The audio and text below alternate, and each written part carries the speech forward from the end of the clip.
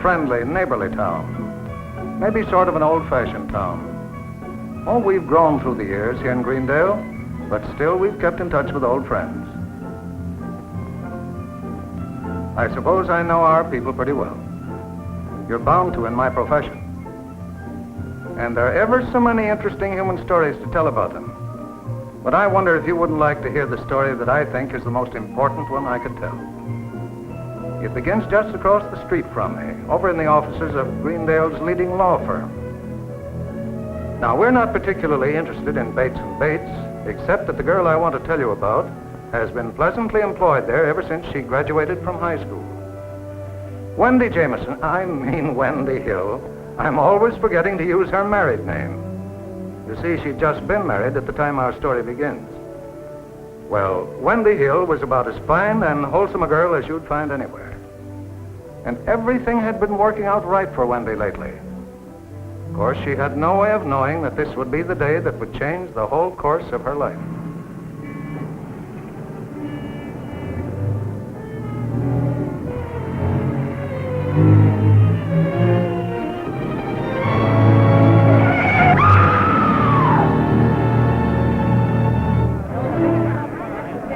When I heard the scream, I moved fast. You can imagine how I felt when I saw that the victim was Wendy. Our town knows how to handle emergencies. Wendy hadn't regained consciousness yet, and of course I went over to the hospital with her.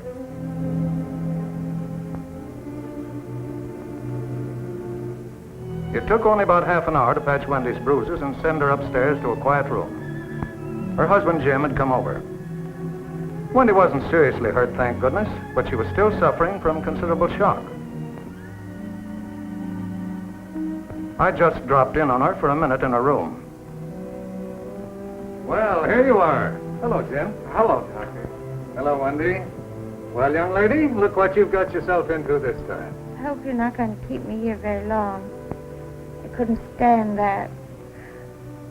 Oh, it hurts. Is she all right, Dr. Wood? Of course she is. Don't worry about her. And don't you worry either, little lady. Just take it easy, and we'll have you out of here in no time at all. But next morning, I was almost forced to swallow those cheerful words. I had just finished dictating to Miss Malone when the phone rang. It was the hospital. Nurse Henderson wanted to give me the results of routine tests on Wendy. What she said was surprising, and not so good. Wendy's urinalysis showed sugar. Of course, I asked for confirmation. Nurse Henderson said she'd make a blood sugar test immediately. Sugar. That points straight at diabetes. It might be a false alarm, but still I thought I'd get in touch with Jim. Miss Malone, will you see if you can get Mr. Hill on the phone right away? Yes, sir. Thanks.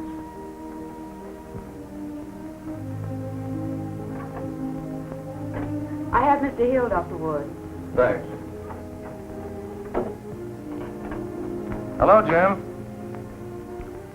Say, Jim, I wonder if you could knock off for just half an hour or so and come over to my office. No, nothing to get upset about. No, I'd rather talk to you here. Fine, Jim. No, don't rush. Just come as soon as you can. Oh, and Jim, do you think you could stop by home and bring your service discharge papers with you? Fine. Thanks. Goodbye.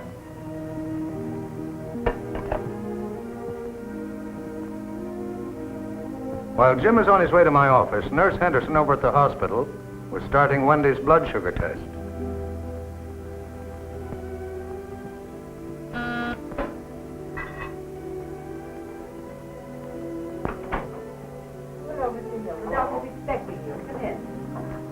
Hello, Jim. Hello, Dr. Wood. Glad to see you. Sit down. Has something gone wrong with Wendy? Well, just a second, Jim. I'll be right with you. Hello. Yes? Yes, Miss Henderson.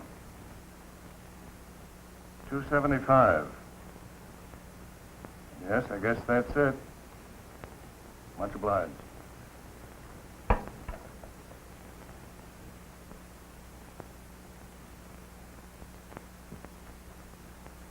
Now, Jim, I don't want you to be alarmed. This has nothing to do with Wendy's injuries, thank goodness. But a routine urinalysis showed sugar in the urine. And that's a telltale sign of diabetes. Diabetes? Wendy? It's impossible. Couldn't they have gotten it wrong? That's why I had a blood sugar test made for confirmation. That was the hospital on the phone just now. Are you going to tell Wendy? Of course. She has to know. She has to cooperate with us. You know, I just can't believe this about Wendy. She seems so well. Good appetite, plenty of pep and all. Well, then you can thank your lucky stars she was knocked down by that truck yesterday. I don't get it. Well, if it hadn't been for that accident, I don't think she'd have had a urinalysis for months. You look okay, Jim. Oh, sure. Did you bring your service discharge papers with you? Oh, yes, here they are. Thanks.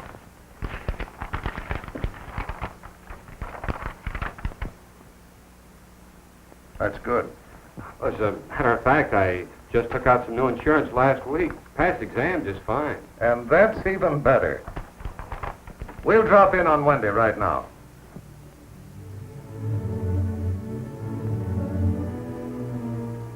Hello, sweetheart. Hello, darling.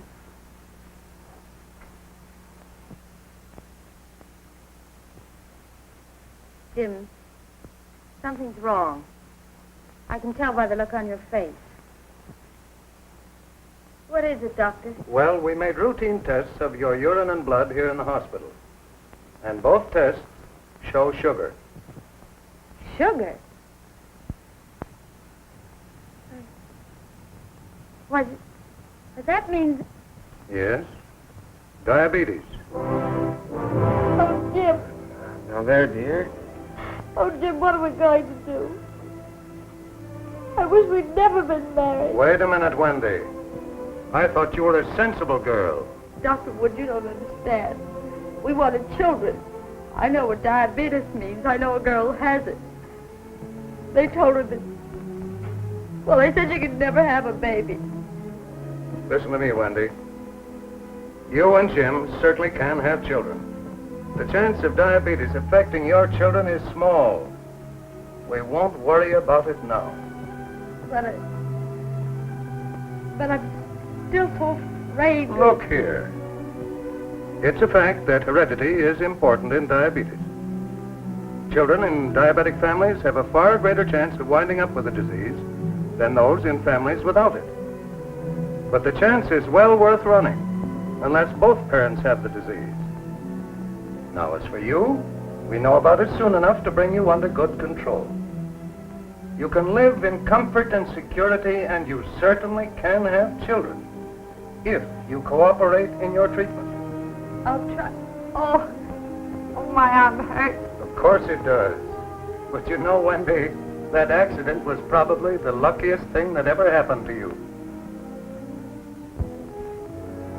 Strange how surprised I'd been to find diabetes in Wendy. Hardly any symptoms that might have warned me. And yet that's often the case, as 20 years' practice here in Greendale has certainly taught me. Jake Wilson, for example. I never knew Jake was deliberately concealing his symptoms. He let things go so long that Dr. Van Voorhees and I had to take part of Jake's right leg 3 years ago. And Tommy Higgins. Just couldn't seem to get a hit anymore. It was breaking his heart. Diabetes often affects eyesight. Tommy's under good control now. Now, Emma Thorndike. Anybody could have seen she was a setup for diabetes. It strikes much oftener among fat people. Emma really hated giving up those chocolates, but it saved her life. It's amazing how suddenly diabetes seems to begin in children. On Thursday, her mother told me little Janie Barrett began complaining about being tired, and she started asking for water every few minutes. A danger signal. Luckily, Mrs. Barrett brought her to me right away. Janie's on insulin now and doing well.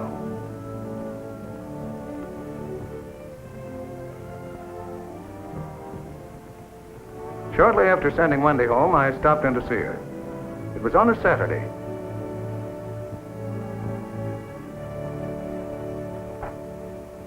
Hello, Jim. Oh, hello, Doctor. Hello, Wendy. Hello, Dr. Wood.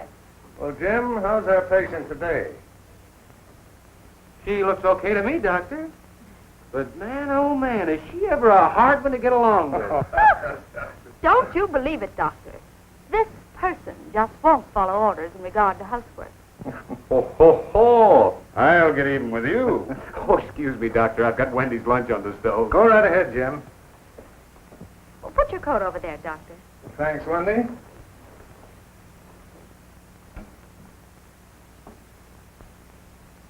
Now, young lady, tell me, just how do you feel? Well, still a little sore and stiff, but otherwise I'm fine. And Jim has been so considerate. It's ready. But don't come and get it. I'll bring it in. Oh, you saved my life.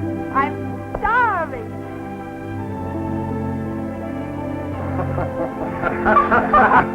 Well, you've got the right idea, Jim. But you might let her have just a little bit more. Okay, Doctor. Well, I should say so. I guess I just love eating. Well, what's wrong with that, anyhow? It wasn't making me fat. No, but it was making your diabetes worse. You see, a normal person has plenty of insulin to handle a lot of sugars and starches. But your trouble is that you don't have enough insulin.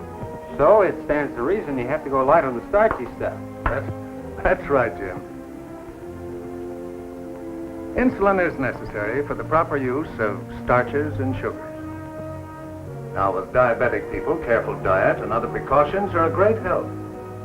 But when they're not enough, we can, thank goodness, call on outside help. And here it is in this little bottle. Insulin. One of the greatest discoveries in medical history. We're starting you off on insulin, Wendy. I don't know whether you'll stay on it or not. Most people do. Your life and happiness are secure as long as we have insulin to give you. You look pretty good. Well, you'd better be getting to your lunch. And I'd better be getting to my other patients. Wendy was getting along even better than I'd expected. She'd gone back to work just a week ago. Thank you. Say, you weren't here the last time I came in. No, I was home for a few days. Oh, that's right. My wife was telling me. You had diabetes, wasn't it? Well, I still have it, I guess. Well, I'm glad I came in. You didn't know my younger sister, Carrie, did you? No, I don't believe I did. Well, a couple of years ago, they told her she had diabetes. But she didn't pay any attention to what those doctors told her. Oh, she didn't? No, and she got along all right. She just took Witherspoon's Golden Remedy every morning and night, right up to the day she died. Wendy seemed to be getting a lot of free advice. At first, it didn't bother her. Why, Wendy. Why, Mrs. Barton, how are you? You never did come to see our little place. Yes, I know. But I heard about your trouble, my dear, and I didn't want to be getting in the way at a time like this. Diabetes is such a terrible thing. Oh, I'm getting along just fine, Mrs. Barton. Yes, I know, but you never can tell. Now, Mrs. Cameron, she just kept right on going downhill. I don't know how many people I've known that just... But Dr. Wood says there's nothing to worry about. Well, I hope he's right, but... Well, goodbye, my dear. Goodbye.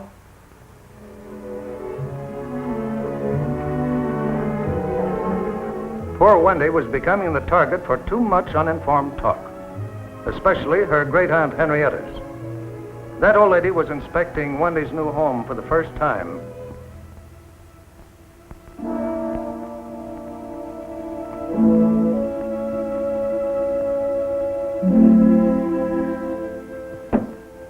You're going to have a baby.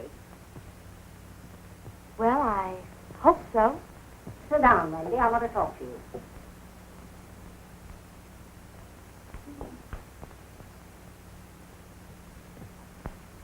You can't have a baby with diabetes. Oh, but don't you know you can't have a baby? Worried, unhappy, and confused, Wendy and her husband Jim came to my office the next afternoon. I guess I laid down the law to them pretty hard. Nothing gets me madder than loose medical talk by people who don't know what they're talking about. It's dangerous. I think I cleared things up pretty well with Wendy and Jim, and they are a sensible pair.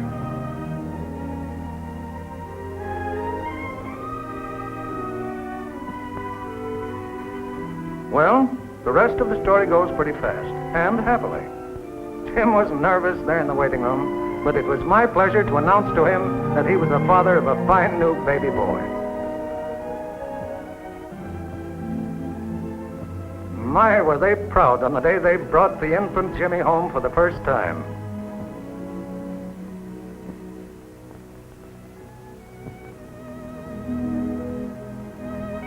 As Jimmy grew older, Wendy and Jim would have faced anything together for that little child.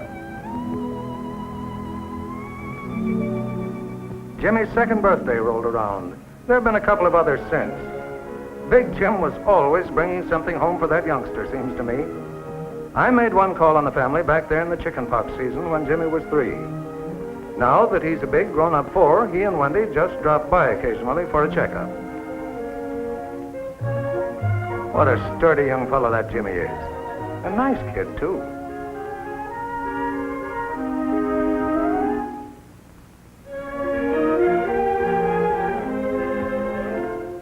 Well, that's about all there is to the story I wanted to tell you. The story of Wendy Hill. Oh, yes, Wendy's going to have another baby. Her husband Jim doesn't know it yet. He'll know before very long, though. He's meeting Wendy and Jimmy downstairs. Yes, I guess the worst thing about trouble is running away from it. Letting fear keep you from doing what you should do. Wendy Hill knows that today.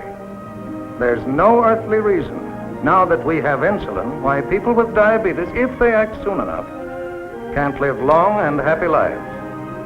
Lives where they can sometimes do some good for other people, too.